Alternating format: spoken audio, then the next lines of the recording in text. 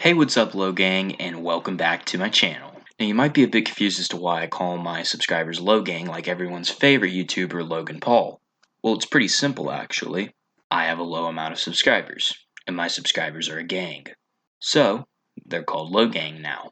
So if you see someone talking about the Low Gang, they're one of us now. Speaking of low amount of subscribers, if you like what I do here, please hit that subscribe button. We are very close to 1,000 subscribers, and I'm looking to hit that 1,000 subscriber goal before February 16th, which happens to be my 20th birthday. So if we could hit that subscriber goal, that'd be amazing. So if you're not already, please help me out by hitting that subscribe button down below. So, the Cinderella cinematic universe is the weirdest thing I've ever seen. You're probably wondering why I'm talking about Cinderella 3: A Twist in Time now, 14 years after its release, but it's pretty simple actually.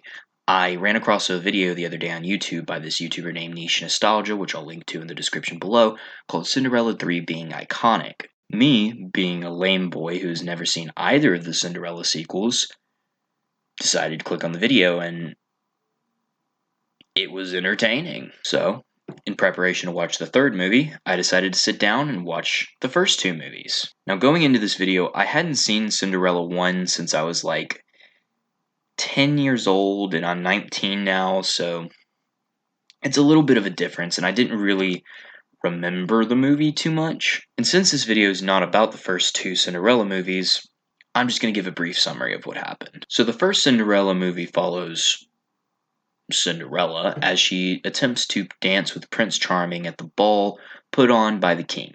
However, her stepmother tries very, very hard to get her to not be able to attend the ball. However, her fairy godmother comes out of nowhere and bibbidi bobbidi boo, problem solved, and Cinderella gets to be with the prince at the end, and everyone's happy, and it's your typical Disney film. Like, it's pretty vanilla, pretty cliche, but it's not as bad as I thought it would be, honestly. So my thoughts on the first Cinderella movie are pretty simple.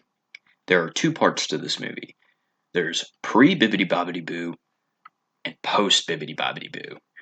Pre-Bibbidi Bobbidi Boo is a pretty good movie that's pretty entertaining and well-paced. Post-Bibbidi Bobbidi Boo is an abomination to mankind and should be slaughtered. No, I'm kidding, but it was very boring, to say the least. It's like the writers gave up after they had finished Bibbidi Bobbidi Boo, and it's just like, okay, now we just gotta rush this movie, do everything at once, and it was very badly paced, in my opinion. It just went on way too long. Kind of like this rant of Cinderella 1 on a Cinderella 3 video. And then, when Disney started making the sequels that they started making in the late 90s to early 2000s, they decided that after 51 years, Cinderella, of all movies, needed a sequel. And it really didn't. The second movie is by far the worst of the three. It's split into three different parts. The first story is like 10 to 15 minutes long and doesn't even really matter, anyways. The second part of the movie is about one of the mice becoming a human and shenanigans ensue. And then the third part of the movie is the only part that's like somewhat kinda interesting, and it's about Anastasia getting a redemption arc for some reason, and she falls in love with this like baker guy, and they drag it out for like 30 minutes, and it's just like whatever. They seem to have really liked the Anastasia redemption arc from the second movie because they do it in the third one as well. Oh yeah, and if you haven't been able to tell already, spoilers for anyone who is afraid to get spoiled by Cinderella.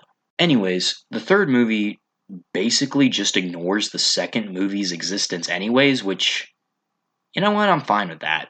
Literally, one of the first lines of the movie says that Anastasia and Gisela have never been invited to a ball, when that was literally the plot of the first movie in Cinderella 2. You can't trick me, movie.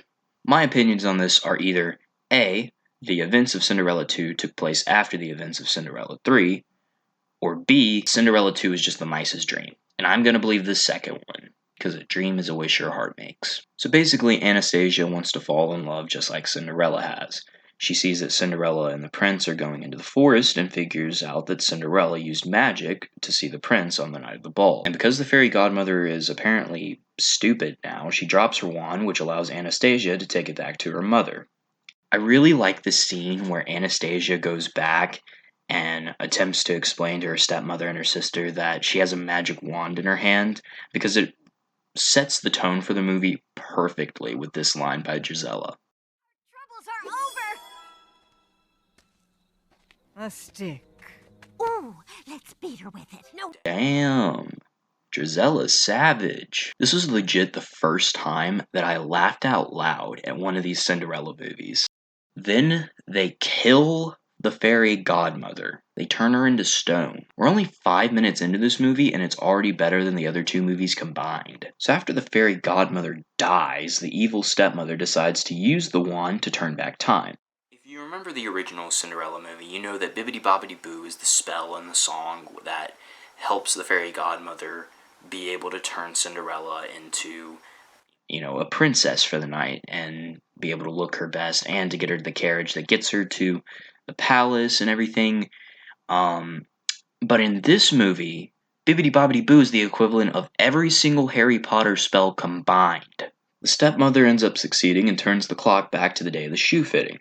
The stepmother uses the spell to make Anastasia's foot fit the slipper, and she's off to marry the prince. Cinderella, confused as to how the slipper fit Anastasia, decides to follow her stepfamily to the castle. Here we really get to see Cinderella's character get fleshed out. While in the first movie, I think she has a good personality, she's pretty stale. And in the second movie, she's just flat out boring. Here, she doesn't have the help of fairy godmother to get her out of trouble. She actually has to do things on her own to get her out of situations. It's a nice improvement to a character that a lot of little girls look up to. We also get to see my absolute favorite character in this movie, Prince Charming. And I know you're looking at your screen right now and you're like, dude, what about Mary the Mouse? The mouse that Jack was in love with in the second movie. She's the best character in the franchise's history, and while you have a good point, she doesn't even make an appearance in this movie. So, and Prince Charming actually has a personality now. So, a big complaint that the first two films, and I'd say a lot of Disney princess films get, is that these princes don't really have much of a personality. They're just kind of boring, stale. They really like to kiss girls, which makes sense, but it's kind of like they're obsessed with it, and that's not cool. They're simps, basically. Which I guess it describes every prince perfectly. I mean, all the princes I know only kiss girls. Just watch this first moment where the prince sees that Anastasia has fit the slipper for the first time, and you'll see what I'm talking about to the prince actually having a personality now. Your Highness. Oh, hello. Am I in the right room? Of course I'm in the right room. Well, there seems to be, a little mix-up here. Oh, yeah, I see. It's just that I was expecting, someone else. So instead of just, I don't know, making the marriage happen now, the stepmother decides to make the prince forget that he danced with Cinderella at the ball, and he ends up mistakenly proposing to Anastasia instead. Cinderella sneaks in as the royal mouse catcher and runs across Prince Charming, who, because of the spell, doesn't recognize that she's the girl that he danced with. This makes Cinderella cry until Jack and Gus come in, telling her that the stepmother somehow has the wand. So, they hatch a plan to get the wand back. Now, at this point, I kinda had an idea as to where the movie was going to go. I thought I kinda basically could tell exactly what was going to happen, but then shit escalates. Fast. The stepmother reveals her as Cinderella, and then as she escapes, she gets caught by security guards for stealing, but not before Cinderella gets a chance to touch her hand against Prince Charming's. And even though he's under a spell, he can still tell that her hand is the one that held his the night before. Somehow. Now, I get what they're trying to go for. They're going for this cliched premise that, love can break any spell or whatever Disney cliche that they want to go with. But couldn't the stepmother just go bibbidi bobbidi boo and make Anastasia's hand texture the same as Cinderella's? I feel like that'd solve everything in this movie. Make me a Disney villain. Hire me. Please. Anyways, Cinderella's punishment is to be banished from the kingdom forever, which the mice overhear. They then run to Prince Charming and are somehow able to convey through a song that Cinderella was the girl that he danced with. Instead of committing himself into a mental institution, the prince believes the mice and decides to chase after. Now, this next scene is not too important to the story. It's basically just the king saying, "Oh, you're crazy for trying to go after this girl and believing these talking mice." But it's an amazing scene, and I want you to watch this in its entirety. I have to go. Go? But you're about to be married! But the talking mice say she's the wrong girl. Son? Wait! Son? Talking mice! Son? And 2 bluebirds. Talking bluebirds? No, the bluebirds weren't talking. Look, Dad, This is ridiculous.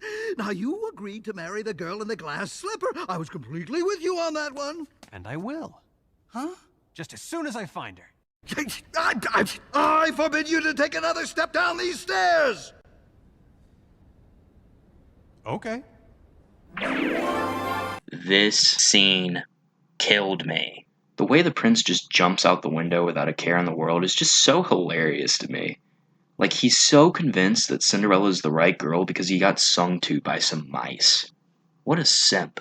Anyways, Prince Charming is able to catch up with the boat, and this is the moment where he realizes, maybe more than one girl can fit a size 4.5 shoe. Now, my biggest problem with this movie comes in this next scene, and I want you to see what I'm talking about here. So after it's found out that people are literally trying to kill Cinderella, they just leave her alone in her room, where Anastasia literally just was, meaning that she still probably has the key, because you guys didn't end up catching her. You say that she ran away. Did they not think that they would just use magic to disguise themselves until the time was right? The stepmother ended up turning Anastasia into a Cinderella lookalike, but Anastasia doesn't seem to be happy being forced into marrying the prince either, but she obeys her mother because she has a fucking wand. Instead of killing her, the stepmother decides to just send her a couple miles away where she could easily just beat up Lucifer the cat, which she turned into a human to send Cinderella away, and easily return to the castle. So everyone's ready for the wedding, especially the stepmother, even though she's public enemy number 1 in everyone's eyes and is to be arrested immediately as she is found. And instead of using her magic to make everyone else forget, she just relies on Anastasia to do the right thing. However, Cinderella's on the way, and right as she walks up to say that she's the real Cinderella, we see a change in heart from Anastasia. I don't.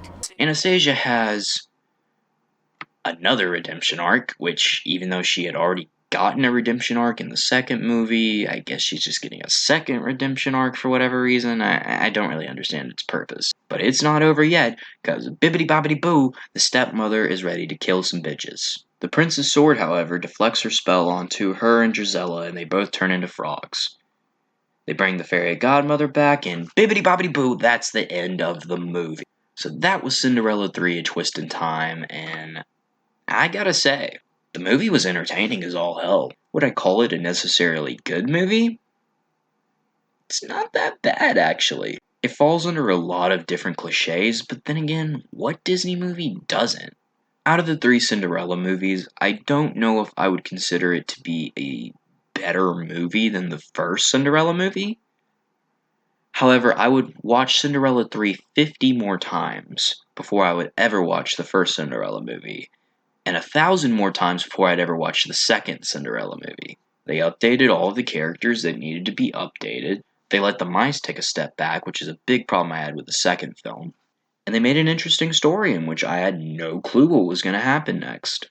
I highly recommend you guys give this a watch for yourselves if cliche Disney movies are kind of your thing, which, why wouldn't they be if you clicked on this film? Like, if you clicked on this video and you're not a Disney film fan, why are you even here, dick? So with that being said, hey Alex, who are you? I'm you from the future. Oh no, I'm not doing one of these stupid skits where I lead into an ad roll, am I? No, of course not. I'm here because I have a message from the king. The king? But I live in America. Quiet. Now, Big Brother the Game is a game. No! Big Brother the Game is a game based on the hit television game show where you can compete against other individuals in a social experiment for a chance to win up to $1 million. In the game, you will compete for head of household every day, nominate 2 people, play in the power veto to save yourself from elimination, and vote to evict 1 person until there's only 1 person remaining. You then move up to another tier to compete against other former winners. The people who make it to the top tier will be the ones to have the chance to win the money. Use the link in the description below today to download the game.